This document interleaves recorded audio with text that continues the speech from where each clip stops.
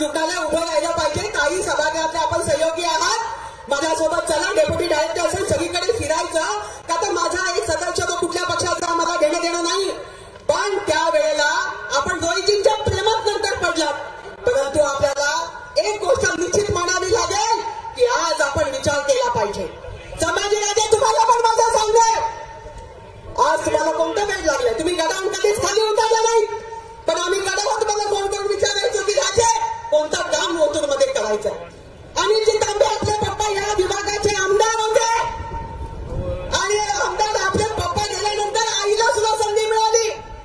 आणि ही जनता कामाच्या माणसाला निवडून देते. आपण विचार करावा, माझा हक्क नाही, कारण ते अजितदादा पवारांचे आणि त्यांनी त्यांना साथ त्यावेळी दिलेली आहे. त्याचप्रमाणे जर आपण पुढे गेलो तर मला सांगू असं वाटतं की त्या ठिकाणी असणारे शरदजी लेंडे कधीही त्यांच्या मतदारसंघ रघुनाथ शेट्टींसमोर बसलेले, समोर बसले खाली.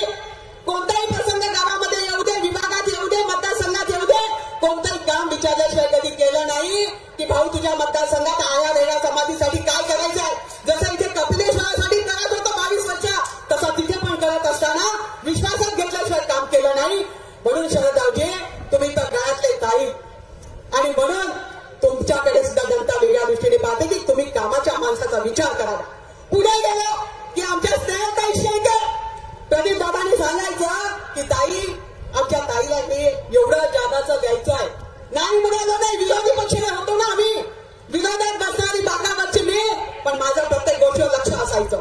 पण स्नेहताई शेळकेंसोबत वल्लभ शेळकेंना सुद्धा माझं आव्हान आहे, ते विनंती नम्रतेचं आव्हान आहे का आपण देखील विचार करा आणि विचार असा करा की आपल्याला कामाचा माणूस द्यायचा. राजुरीकर या ठिकाणी आणे नळवण्यापासून लोक आलेली आहेत.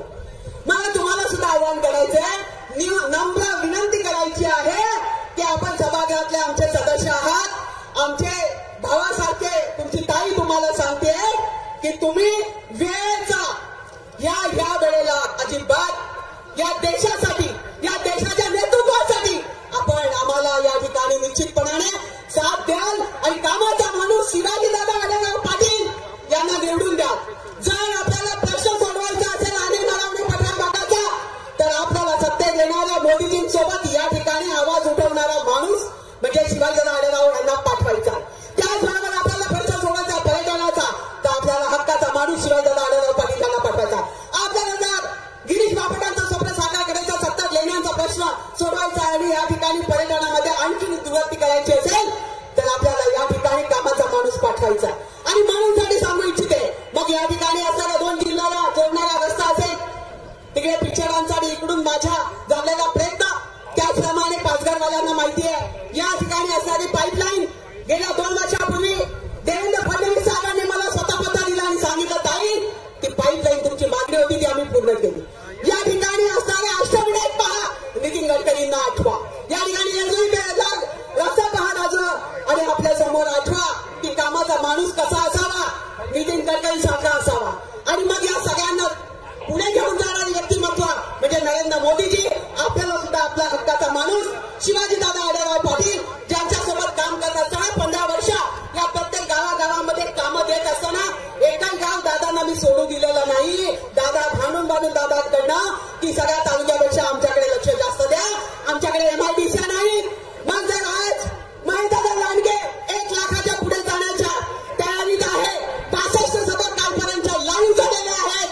बहनों भाइयों, मैं आप सबसे कहना चाहती हूँ, आप सबसे मेरी विनंती है, आप सबको बताना चाहती हूँ कि मेरी आपका खाला भाई बहन सब मेरे भाईजान, आप लोगों को कहना चाहती हूँ, एक बार गौर से सोचो कि अपने को अगर समृद्धि की तरफ चलना है, समृद्धि मार्ग दिखता है, आपको दिखता है कि काम जो दिखता है, आज का बच्चा कहता है कि जिसको प्रगति की राह पे चलना है उसको एक बात ध्यान में रखनी है कि काम करने वाला इंसान ही वहां पे चुन के जाना चाहिए, न कि वो इंसान ज्याने स्वतःच्या ग्रामपंचायतीमध्ये ग्रामपंचायत निवडणुकीला मतदानाला आला नाही, त्याला संविधानावर बोलायचा अधिकार आहे का? त्याच्यावर समाचार नेते घेतील. मला फक्त तुम्हाला एवढीच मुझे आप सबसे एक ही विनंती करनी है कि आप सबको 13 तारीख को वोट करना है, आपको चुन के देना है अपने हक का, अपने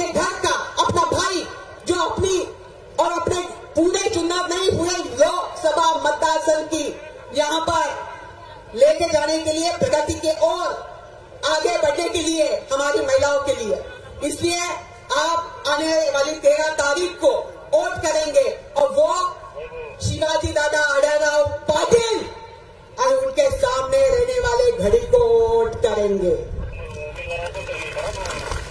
आज तुम्हाला चिन्ह सांगितलंय आणि याच्यामध्ये करणार की नाही? जय श्रीराम, जय श्रीराम, छत्रपती शिवाजी महाराज की, छत्रपती शिवाजी महाराज की, वंदे वंदे। जय हिंद, जय महाराष्ट्र, जय श्रीराम।